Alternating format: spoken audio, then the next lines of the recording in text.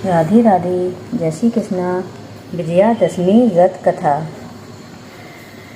विजयादशमी या दशहरा का पर्व आश्विन मास की शुक्ल पक्ष की दशमी को मनाया जाता है। इस दिन भगवान रामचंद्र जी ने लंका पर चढ़ाई करके रावण पर विजय प्राप्त की थी, इसलिए भी इस पर्व को विजयादशमी कहा जाता है। ऐसा मानना है कि आश्विन शुक्ल दशमी को तारा उदय होने के समय विजय नामक काल होता है। यह काल सर्व कार्य सिद्धिदायक होता है। इस दिन राजघरानों में अस्त्र शस्त्र का पूजन तथा सीमा उल्लंघन का विधान है। इस दिन नीलकंठ पक्षी का दर्शन अत्यंत शुभ माना जाता है। बंगाल में यह उत्सव दुर्गा पर्व के रूप में बड़ी धूमधाम से मनाया जाता है। देश के कोने कोने में इस पर्व से कुछ दिन पहले से ही रामलीलाएं प्रारंभ हो जाती हैं। सूर्यास्त होते ही रावण, कुंभकर्ण तथा मेघनाथ के पुतले जलाए जाते हैं।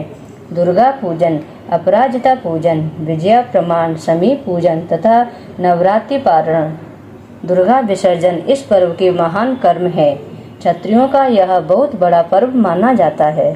इस दिन ब्राह्मण सरस्वती पूजन, क्षत्रिय अस्त्र शस्त्र पूजन तथा वैश्य वही पूजन करते हैं, इसलिए यह राष्ट्रीय पर्व माना जाता है।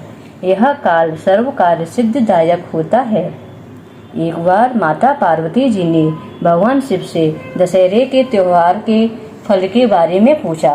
तब भगवान शिव ने उत्तर दिया, आश्विन शुक्ल दशमी को सायंकाल में तारा उदय होने के समय विजय नामक काल होता है, तो जो सब इच्छाओं को पूर्ण करने वाला होता है।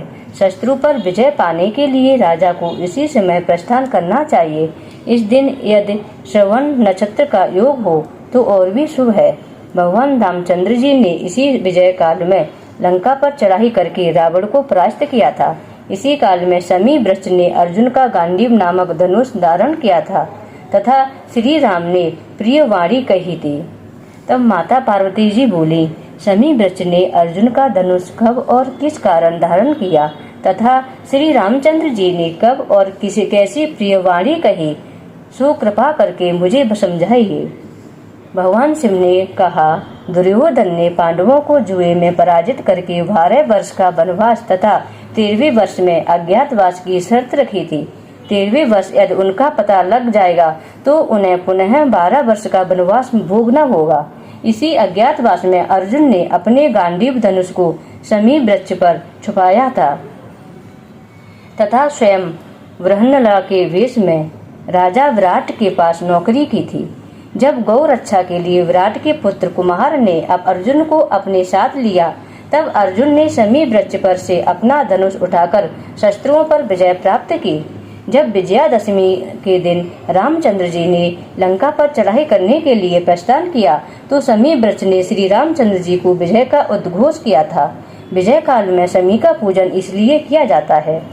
एक बार युधिष्ठिर के पूछने पर श्री कृष्ण जी ने उन्हें बताया था कि विजयादशमी के दिन राजा को स्वयं अलंकृत होकर अपने दासों और हाथी घोड़ों को सजाना चाहिए।